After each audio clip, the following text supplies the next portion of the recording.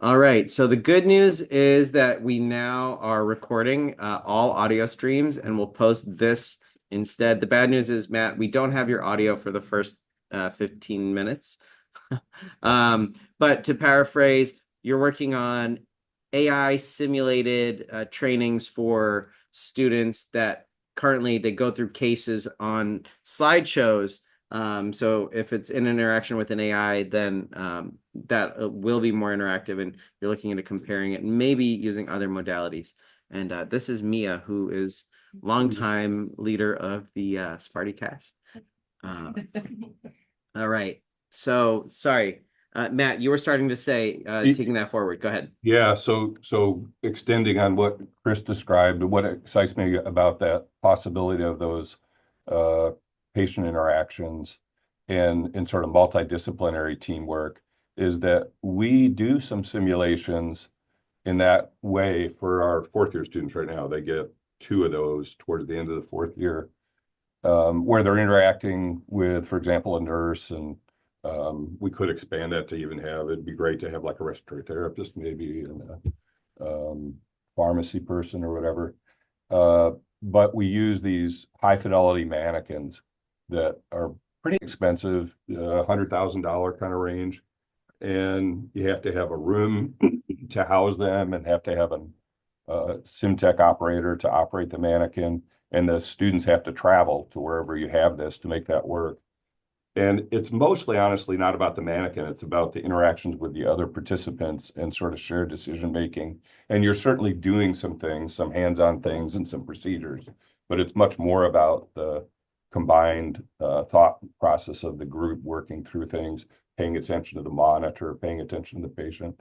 So to me, this offers the ability to really scale that up so that our students in the UP could be doing team training with a team in at Henry Ford, for example, in Detroit, with a faculty from uh, the Traverse City, say, watching in to observe and provide feedback afterwards. So it just really extends the possibilities there, I think. And obviously, there's some cost to creating scenarios that work well for your learning objectives and for your learners. But once you've done that, it's very scalable, and you don't have to have $300,000 worth of mannequins in each of 8 different campuses across the country or whatever, and or have your students traveling hours and hours to come for an event like this. So I'm really hoping that that's going to work out as we envision it working out. Yeah, yeah. I have one question for your scenarios. Do they ever include uh, patients that are, maybe difficult to work with, Yeah, families that are difficult to work with? Because I could see that really being yeah. beneficial. Yeah, I do think that we have standardized patient encounters that are meant to portray sort of like giving bad news is one, agitated patient is another one. But the high fidelity mannequin team training typically is a high stakes, very ill patient, and you're trying to rehearse doing rapid but thoughtful decision making and coordinated actions to save somebody who's had a gunshot wound to the chest, say, or is coming in with severe sepsis and is struggling to breathe, or all those sorts of things. So yeah, definitely sick patients and challenging encounters. Yeah, yeah, and it sounds like speed is of the essence, right? So you need a Mhm. communication platform that can handle quick, synchronous Yeah. communication. You need to be able to read those nonverbals, like turn your head and look at different stimuli, and track how other people are responding to you in real time. So yeah, VR is good for that. It's not as good as in person, but it certainly can get you in that direction when people aren't co-located. Yeah. Yeah, yeah. All right. So that's one project that we're thinking about working on together, right? In a variety of ways with the AI or and VR and or VR. That's cool. Yeah. What else is happening in XR at MSU? Well, with us, we're using it more as a activity level for laboratory exercises, but we have a 3-part project that we're doing. The first part we've mostly integrated into the curriculum already, where the students often do a dissection as part of our physiology, our muscle lab on frogs. And we're using pre-made dissection modules in VR for students to onboard to that. So we have a lot of students that really are resistant to doing dissections or haven't had a lot of experience, particularly with the pandemic. A lot of their opportunities were shut down. So to sort of relieve their anxieties and get them prepared for that, we're utilizing VR as a way to onboard them. The second part of our project, which we're working on now, is using the Engage platform, and we're building learning spaces, having the students visit these spaces, and then other students randomly doing similar exercises in in a laboratory space with tactile equipment, others doing it on a 2D screen, and then looking at some of the differences, particularly with their experiences and maybe if they've learned anything differently. I know there's some challenges with, do students really learn in VR environments better than any other one? But there's some other aspects that we're trying to fish out too. And then the third part of our project is we're actually having students, we're going to have them build learning spaces in VR. So they're the creators. And then we have other students come and visit those spaces, interact with the activities, particularly as they relate to anatomy and physiology systems, and then see what comes out of that as well. How are they building? What tools are they using? So they're in the Engage platform, of course, they're using the all of the artifacts and The whatnot. objects that they can spawn in. Yeah. Students are and- kind of designing an interaction scenario with Yep. those. So almost like a station level. Then they can interact with these objects together. So they're going to be in small groups so they can talk about, they have station cards that they can create. We want to see if they can get a little creative with how they portray these. And then in addition, they can use their drawing tools to label, they can create blood vessels, they can identify markings where EKG electrodes might go. So these are ways for them to interact with the object, with each other, have discussions, but also have somebody, an instructor on site. But then these spaces could also be available out of class too, without the instructor, so they could still visit those for some reiteration and learning as they review for exams. So that's our 3-part project that we're working on. Okay, that's great. Very cohesive, all kind of related. The second two are in Engage. The first one, the frog dissection, where is that? So that is part of Carolina Biologic has produced these dissection labs. So they have a series of them. They have a frog, cat, pig, shark, all that kind of stuff. We're utilizing the frog as part of our curriculum since we do the dissection on the frog. Yeah. But that one's already pre-made, but then the students come in individually and they'll work on them maybe in their own individual space, but they'll interact with an avatar of sorts, an educator that's in that space already. Okay. Yeah, that's great. That makes a lot of sense. We actually have a paper that we just had reviewed on that first part of the project that we got very, very good positive reviews for. So we are in editing mode and hoping to get that published this spring. That's great. Congrats. Chris, how's it going in your XR corner? Good. Yeah. I'm part of kind of the hopefully the engine behind several of these projects across physiology and the colleges of human medicine and osteopathic medicine. And we've been exploring the things that have already been discussed. In addition, Matt and I have experimented a little bit with using Frame VR and trying some of these co-located case studies that Matt has developed. And it works pretty well. They actually they have an interesting AI integration in there as well. I think everyone's integrating AI into everything. Yeah. And if they're not, they're putting the stamp on there that they are. Yeah. But I haven't seen that yet. I'd like to look, but keep going, please. yeah, so Frame is a really easy to develop an environment and very easy to access as well. It's got a very low barrier to entry. It allows in this case, students mostly, to access the system. They can access it via a cell phone, a web browser, Mac, PC, Mhm. and or a tablet of their Mhm. choosing.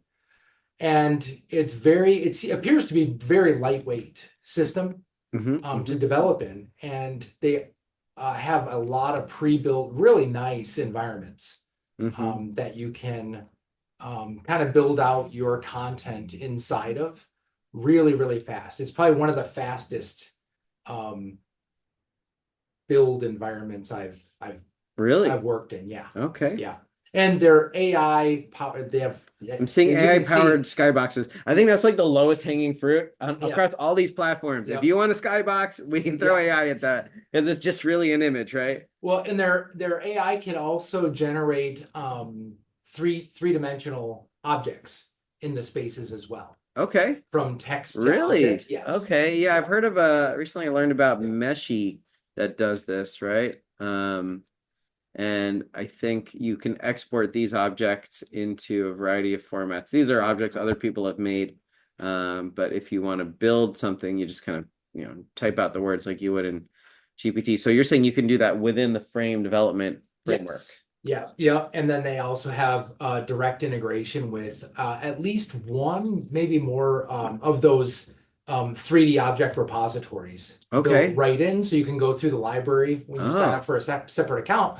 But Yeah. within the frame platform, then you can insert those objects, and it will actually downscale them so Uh-huh. that they'll be lightweight enough to work in your environment. Huh. It'll do it for you, and there's a lot of flexibility. So if you're a programmer, which I am not, it looks like to me that there's a lot of really cool features for that if you are a programmer on being able to customize environments even further than just putting objects around. Yeah. So, and then the Okay. It's been maybe a year since I've tried it out, so yeah. I'm curious. It's like they've expanded a lot of their features They since have. the last time we've used it. Yeah, they have. They've expanded quite a bit, and their accessibility features I'm really excited about as well. So they have features where you can see in real time speech to text if you Mhm. need that, and the Mhm. text will float, I believe, around the person, so that when you're talking with them, Huh. you can see what they're saying. And if you want more of a like a Zoom type presence, you can actually turn on your camera in the world, and next to your avatar, John That's right, I remembers we forgot. were using that. Yeah. Next to your avatar, you can see your webcam. And when you walk around, that just follows you around. So you can see the person if you want. And Robbie, you mentioned being able to read people's facial expressions, yeah. the look in their eyes, all those things. You can, We're being filmed by Mia. Sorry, go on. no worries. Yeah. So you can see the person just like you would on Zoom Mhm, up mhm. close if you'd like to do that as well. So Yeah, it's- that's great actually. I really like that Mhm. idea. Except if you're in headset, then you don't really get, but Yes. you still get the Yes. nonverbals, Yes. right? Which Yes. you can layer these things on top of each other in different ways. I'm not seeing the dog that I asked for, but I'm gonna hit add to frame. Let's see. Will it? It might take a second to generate. AI dashboard. So I'm not sure if it's Refine? Can take 15 minutes. Oh, Okay. Yeah, of course. I mean, yeah, this is pretty cool though. And I love that I can just, take a URL. Yeah, exactly. Yep. So you can take a URL and I can distribute it to students. I can distribute it to faculty for maybe a training. Yeah. And one click and they're in, whether they're in a VR headset, tablet, phone, Yeah. any. Robbie, I hate to interrupt, but I think maybe you all can't hear it, but there's a significant echo that just started at about. Yeah. That was my Okay. fault. Yeah, okay. I killed it. It's Got because it. You did. I entered the world double. Right. Because I can't help myself try to break things. All right, that's cool. Yeah, thanks for sharing on that one. Yeah. I need to spend some more time in there. I should probably bring my students in there too. Yeah, I've been impressed at how much they continue to develop that Mhm. system. And like I said, mostly I'm impressed with the flexibility of it. A lot of these systems, Do they have a desktop client? Like, do you have to run it in browser? I believe so, yes. I Okay. believe it's in browser only. Okay. Okay. And that's I think they do But if strive. you run it in VR, you're doing through the browser in VR? Yes. Oh, Yeah, so interesting. it's the You just go, yeah. yeah, Hmm. the browser system, so you just Hmm. link it Hmm. in there, I believe. I haven't been in the Oculus Hmm. Hmm. inside there in a little while. Yeah. I've Yeah. mostly just been using this 2D. Hmm. Hmm. But that's one of the nice things is that, and that's another accessibility feature that a lot of people don't think about is not everyone can wear the Oculus Yeah. glasses, right? Totally. So you have to have multiple modes. Exactly, exactly. Yeah. So it lends itself not only technologically Hmm. to be able to use almost any kind of device. I mean, from an Android tablet to an iPhone to a MacBook, um, to ensure that all students Hmm. can access Yeah. the experience that you're putting out there for them. Absolutely. But it also ensures that the students that can't use different devices or don't have access to those Still can engage. can still Yeah. engage in, from what I've experienced, in very similar ways, Hmm. right? Except So the it's- lack of hands, right? yes. And Well, it does. They do have hands now. even if Yes. you're in a keyboard. Yes. Oh, Yes. okay. Yes. Cool. Yep, they added those. They used to have like almost like floating heads. Can you control them And though? then they You can't really. you can't I mean, control them. yeah, Yeah. yeah. Yeah, not without But- the Oculus. Mhm, Yeah, I don't mhm. think you can control the hands very well. But you can Yeah. still write and draw and things Mhm, like that. mhm. But it's more magical, I think, not hand driven. Yeah, yeah. So I think this is like we've all talked about different platforms, right? I led with VR chat, and Matt, you're thinking about, I mean, literal mannequins, but that's a simulation platform, right? John, you're talking about the frog dissection company, and then Engage VR. Chris, you're talking about Frame VR.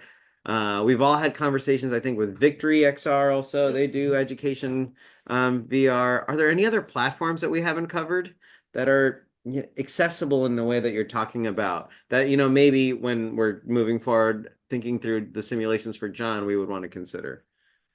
Any other platforms? I mean, Hubs was a big platform that allowed browser accessibility, right? But it's not as supported and used as anymore. No, yeah, I feel like Frame kind of Oh, Spatial took the torch for Hub. did it. Okay.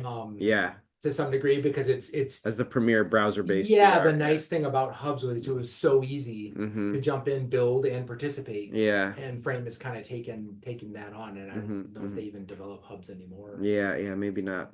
Spatial? Have Spatial. you guys ever We've tried used Spatial? before. Yes, I yeah, have not. we had tried Spatial a while Mhm. back. I thought it was pretty good. Mhm. It was a Frame sort of took over. Yeah. didn't it? Yeah. Oh, really? we as far agree as that was ease of probably a use better- and Mm. flexibility and Okay. also accessibility. I Yeah. think Frame is doing a better job than Spatial. Okay. Matt, what do you think about platform for your use case and building for these medical student simulations? Do you want to build from the ground up? Do you want to find a platform that already offers a solution? You're being Yeah, no, never both of mind. those are intriguing because you have to see like what do they have. I haven't explored the full range of what's on the Oxford medical simulations yet. For Oh, yeah, example, that we've got to one. get an NDA signed. They certainly had one scenario that I looked at that seemed promising. But yeah, every target audience is slightly different. So that's one of the advantages of sort of writing your own cases, so to speak, is that you can make it really customized to where your learners are at and what kind of pushes them to the edge of their ability. Yeah. But that said, scenarios are time consuming and resource intensive, so it's always a trade-off, I would say. Even with our standardized patient encounters, there's lots of resources out there for finding cases, but I've often found that by the time you put in 3 hours looking for the case that fits exactly what you needed, you could have written your own case. Yeah, Yeah. if you find any of those Oxford medical cases for blood pressure scenarios, just like basic skills development. Those are some that we're looking for too, because the students obviously need some extra practice, particularly in listening for the sounds, but also having the experience of actually approaching a person, putting the cuff on, those kinds of things. So some of them seemed be a little more high level for my students, but still some of the basic ones. So if you guys come across any of those, I'd be really happy to look at that. Yeah. Yeah. I was just thinking of another. So we have these, they're called Harvey, the heart sound simulator or cardiorespiratory. And it's really just a solid mannequin, but it detects where you're placing the simulated Oh. stethoscope. And the sound that you hear depends on what you programmed it, or what you select from the playlist. Like I want to have it portray aortic stenosis Yeah. with some mild pulmonary edema, for example, and then they'll hear certain things over the lungs.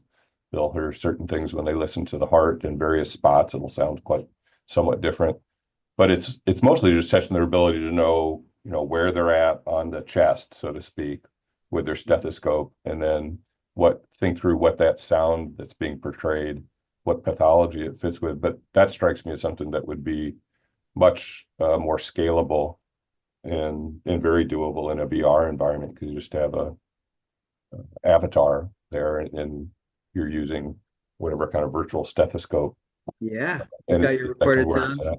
But And these machines cost like north of $100,000, as I oh recall. wow. Yeah.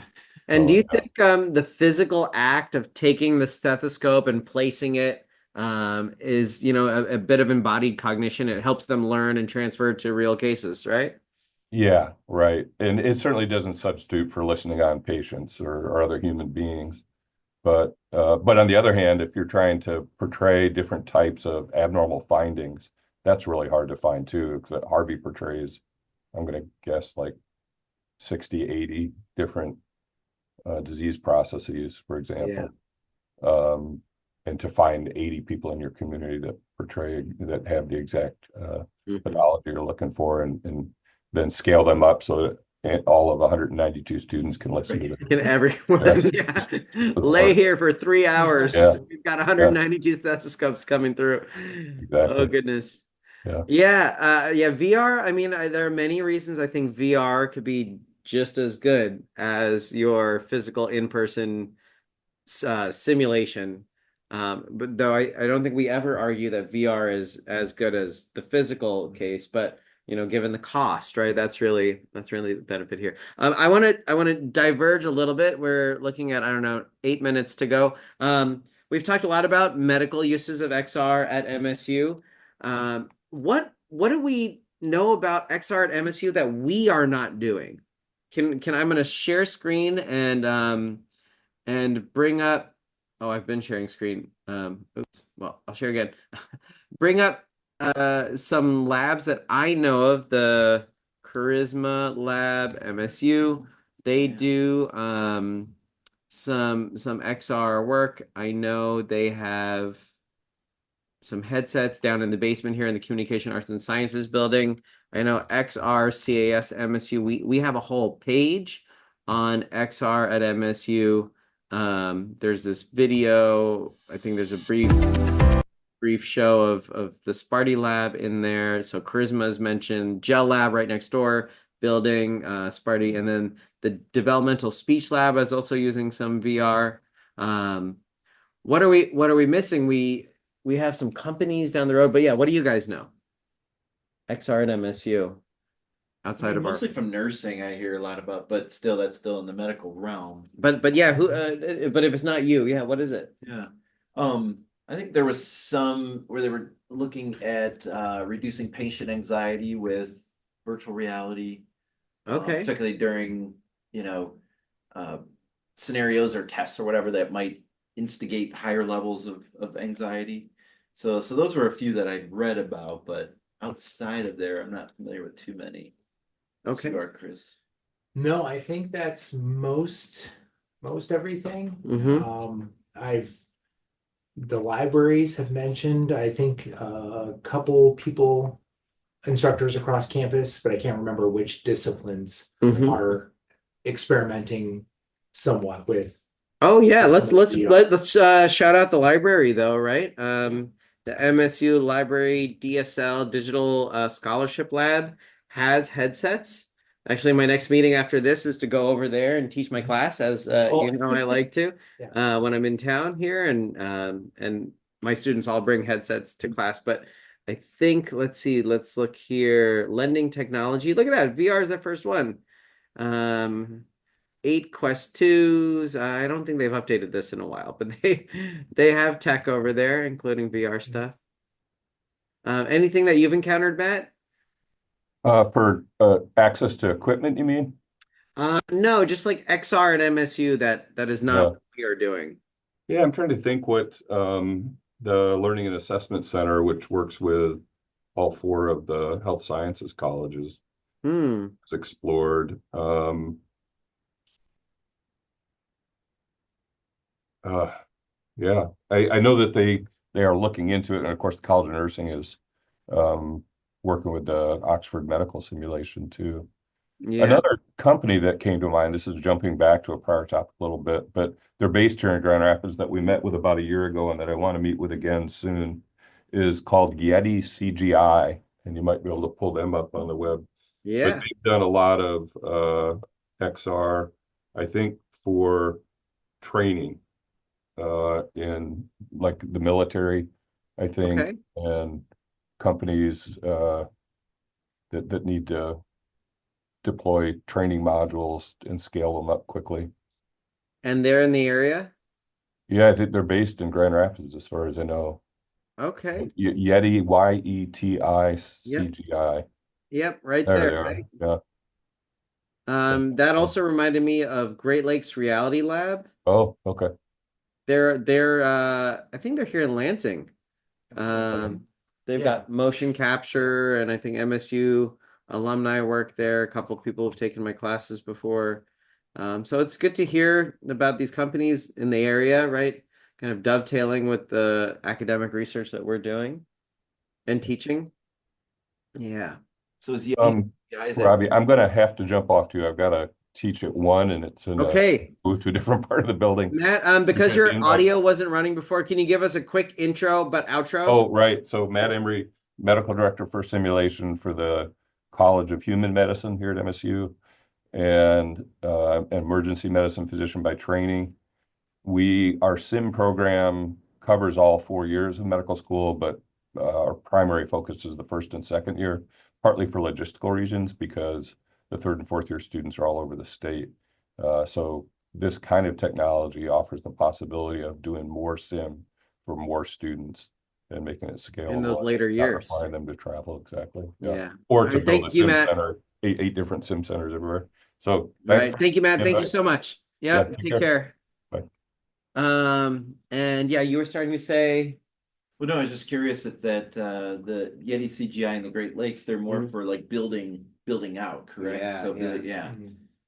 So that'll be interesting if we have spaces that we really wanted to replicate in some way and almost, we were talking about doing that with our lab specifically, right? Yeah. Recreate our lab space and yeah, digital twin it. Yeah, we had Mhm. used some software, used in real estate to Oh yeah. digital twin houses for sale. So we use that in some of our labs for students to get a little bit of experience before even coming to the lab and being able to tour the Yeah. lab space Mhm. In 3D. in and all that 3D, stuff, but using popular real estate products. Yeah, yeah. I mean, let me show you what we've done. It's not the fanciest, but it's amazing that where is it? Service lab space, there it is. Um that a student was able to do this. A few students contributed, but it was largely Langston Key, one of the extraordinary Sparty Lab members here. So yeah, Whoa. this is Wow. the lab. I'm sharing this, How right? did you make that? I know. At first, we were like, all right, we're gonna scan this with an iPhone Pro and use um, what is it called? The spotting thing. Mhm. The what's it called? Splotching spot. The new one. It used to be a different method. Yeah, Now, yeah. anyway, none of the methods are actually good. So they just built it in Unity. Oh, Yeah. Wow. And so like, yeah, this is where we're sitting right now. Doesn't that feel kind of cool? Yeah. Of course the space has changed a little bit. We've moved some stuff around, but I think is that poster still on the wall? Is that, let's see can who's we get them posted. to make my lab in Maybe, Unity? maybe. What would it cost me? Langston's work is in high demand. But I mean, right next door, that's the thing, right? You work with a company like that Yeti CGI company or Great Lakes Reality Lab. Doing something like that will probably cost you minimum 20 grand, right? Whereas we can get it done in, I don't know, let's just call it 100 hours of student time. Let's call it 200. Mhm. 100 hours of student time is like $1,500, right? So $3,000 versus $20,000. Maybe there's a quality difference, maybe there's a communication difference, and certainly a time difference. Students are busy, but this stuff, I mean, especially now that you can use AI, like it's Yeah. I think 200 is definitely an overestimate. And I've seen similar type of work in frame as well. Oh, yeah? People have recreated Really? physical spaces in frame, yeah. Wow. And they're some kind of mesh Oh, look, system helps they made you the with robot and they put collision me on it. detection and That's things so like that. fun. cool. Yeah, yeah. Oh, I'm not scared. Okay, they can you can upload full models then. I believe you can upload, full mesh Yeah. models of your space Yeah, for yeah. use in the environment, and then work through they have a system for collision detection and Yeah. arrangement in space Yeah, yeah. and all those things. So Amazing. it seems pretty neat. These intermediary spaces, Yeah. I think, are really interesting. Absolutely. Well, let's call this one to a close. Why don't we do, just in case we only upload this video, why don't we do re-intros real quick? Thank you so much. I've been joined by John Zubik from the Department of Physiology. John Zubek, physiology, doing frog dissection and other awesome Other lab activities. lab activities in XR. Thank you. And Chris Shaltry from the Department of Physiology and the College of Human Medicine and the College of Osteopathic Medicine. yes, thank you. And also doing great simulation work. Huge fan of Frame XR, Yes. as we discovered from this conversation. I'm really grateful to know you both. And we have our own little corner of XR, right? The goal of this podcast was to discuss XR at MSU. Of course, we couldn't be exhaustive, but I think we covered many of the major bases here at MSU. So if you're listening still, thank you, and we'll see you in the metaverse or something like that.